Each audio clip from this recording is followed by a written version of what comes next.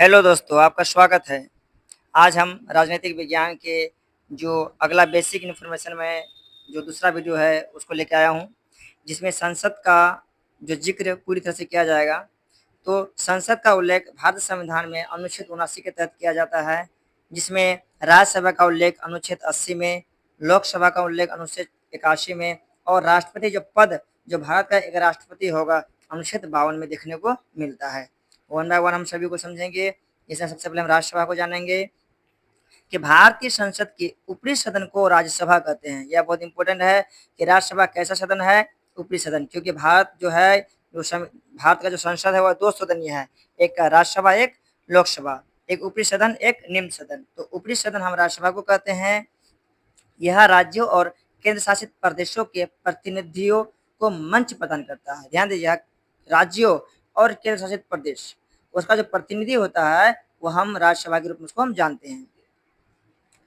इसके सदस्य राज्यों के विधायकों द्वारा चुने जाते हैं। ध्यान दीजिएगा, जो कहते हैं हमने हमारे बिहार है, बिहार के जो राज्य में जितने भी विधायक हैं उसी के द्वारा यह राज्यसभा के सदस्य चुने जाते हैं। समझने का प्रयास करेंगे।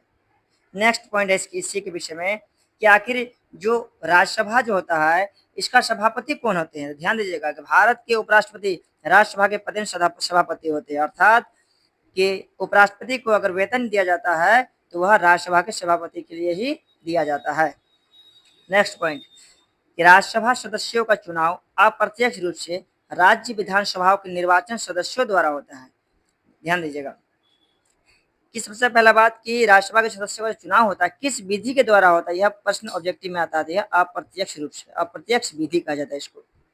और किनके द्वारा, तो विधानसभाओं के निर्वाचित सदस्यों द्वारा। जो विधानसभा जो कि राज्यों के जो आप अभी मैंने बोला कि जो विधायक होते हैं उसका निर्वाचन मतलब विधानसभाओं के निर्वाचित सदस्य हैं वह विधायक।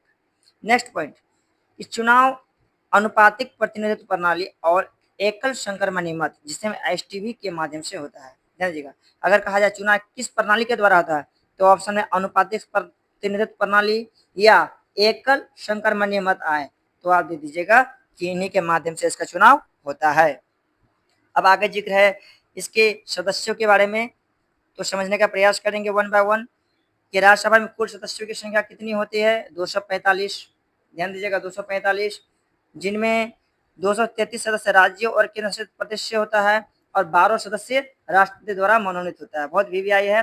जो 12 सदस्य होते हैं वह कला, साहित्य, विज्ञान और सामाजिक सेवाओं में उनके योगदान के लिए जो भारत के राष्ट्रपति है उनके द्वारा मनोनीत किया जाता है। ध्यान दीजिएगा, मनोनीत सदस्यों की संख्या 12।